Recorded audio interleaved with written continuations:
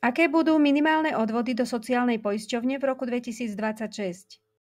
Minimálne mesačné odvody do sociálnej poisťovne sa zvyšujú z 237,02 eur, ktoré sú platné pre rok 2025, na sumu 303,11 eur, ktorá je platná pre rok 2026, čo je až o 66,09 eur viac. Minimálne mesačné odvody sa menia každý rok od 1. januára, no tento rok sa zvýšili veľmi výrazne. To preto, lebo sa zvýšil minimálny vymeriavací základ z 50% na 60% z priemernej mesačnej mzdy v hospodárstve Slovenskej republiky.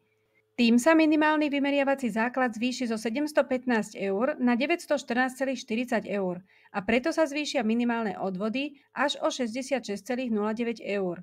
No ak by táto zmena nenastala, zvýšili by sa minimálne odvody len o 15,58 eur.